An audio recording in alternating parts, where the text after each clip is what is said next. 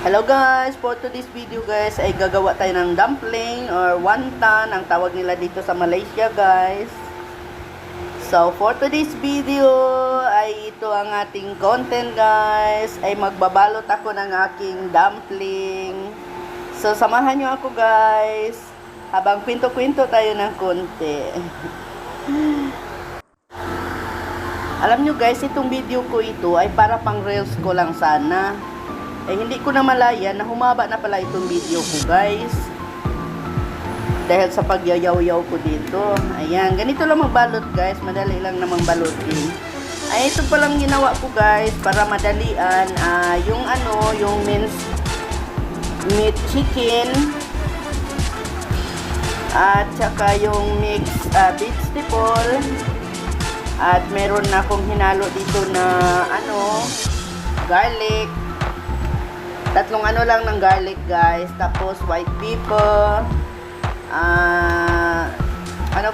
salt and sugar to taste, at ginamoto konti para pang lasa-lasa, at mayroong nilagyan ko ng sesame oil para bumango guys.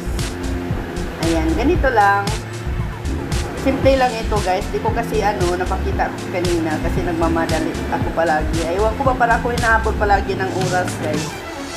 Ayan, ganito lang magbalot. Tingnan nyo, pati yung video ko ay na lang yan.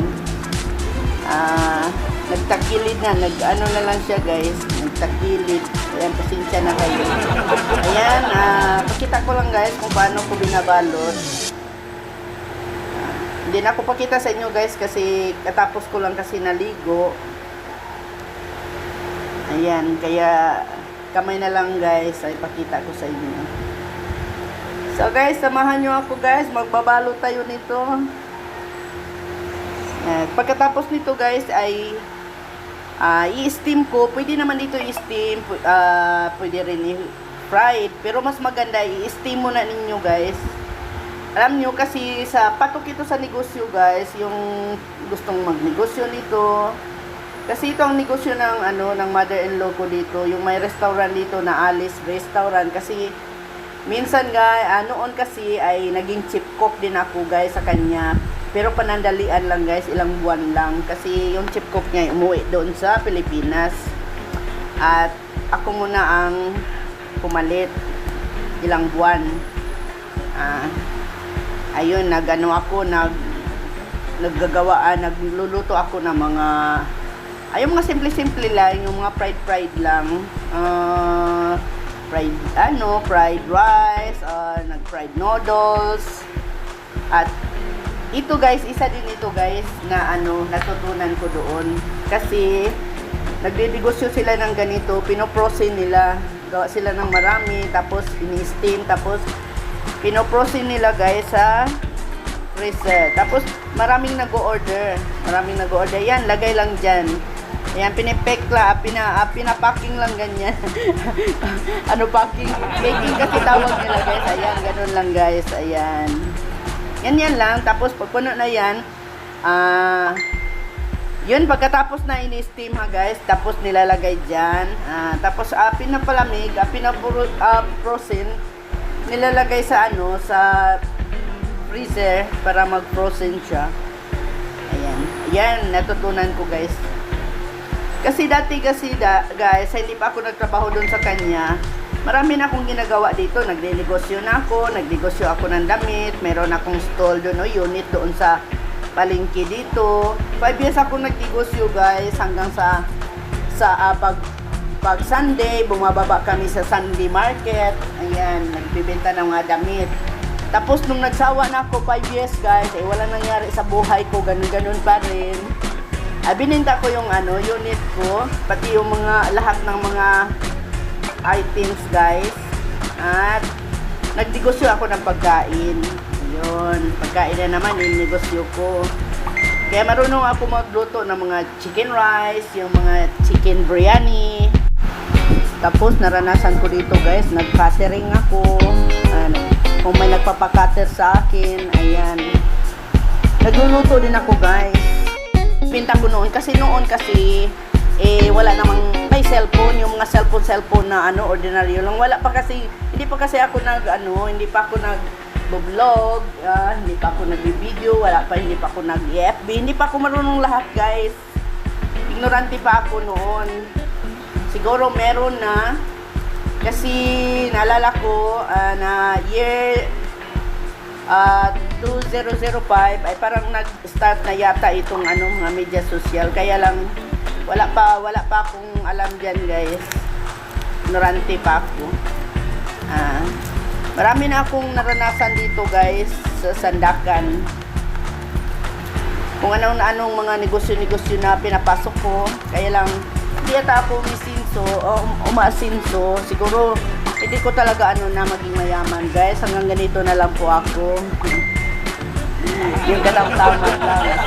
Okay, ayan, ganyan balot-balot tayo guys. Keep on watching. Shoutout na po lang muna, guys, sa ating mga sa ating mga viewers, sa lahat ng mga team na nagsusupport. Shoutout sa inyo. Thank you so much sa walang sawang suporta sa aking mga team marathon dyan. Thank you so much. At sa mga baguhan, please do like and subscribe sa ating video. At pakihit na rin notification bell para po tayo ma-update sa tuwing meron po tayo bagong upload na video. Ma-updated tayo pag meron akong mga video na in-upload na bago. So guys, keep on watching.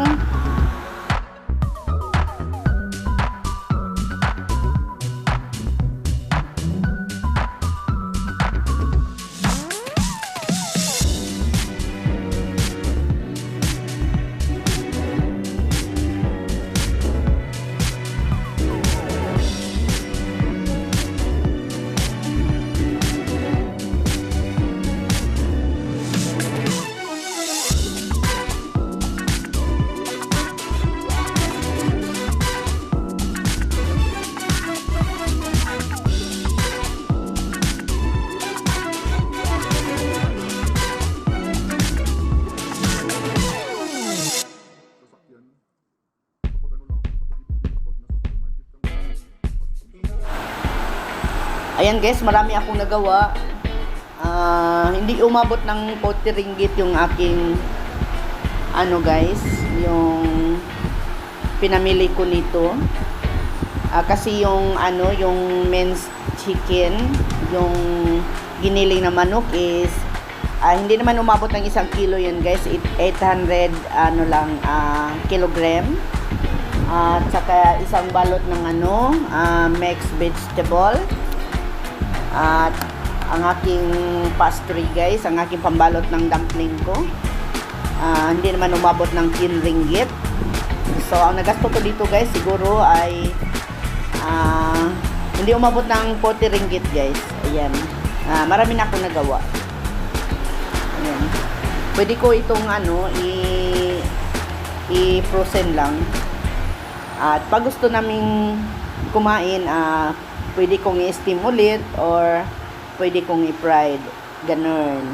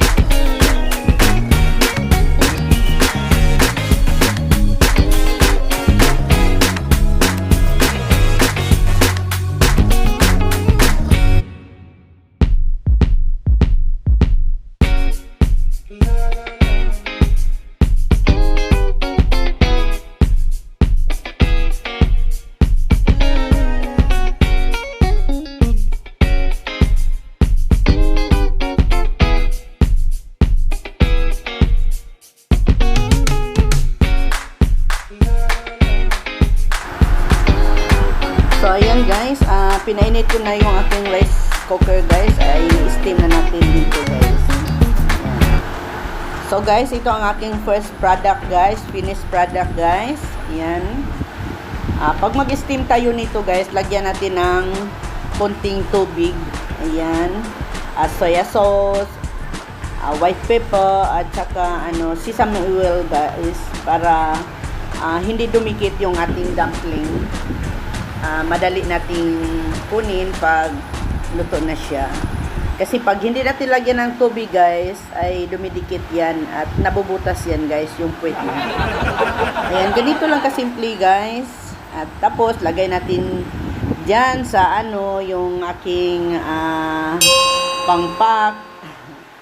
Pag malamig na siya, para ilagay ko dito sa refrigerator para ma-frozen siya guys. Ayan, ganito lang kadali guys. Ayan, hope you enjoy watching my video guys. At shout out ulit sa inyo. Thank you so much sa mga sumasama sa aking premiere hanggang sa huli. Hanggang dito na lang po tayo.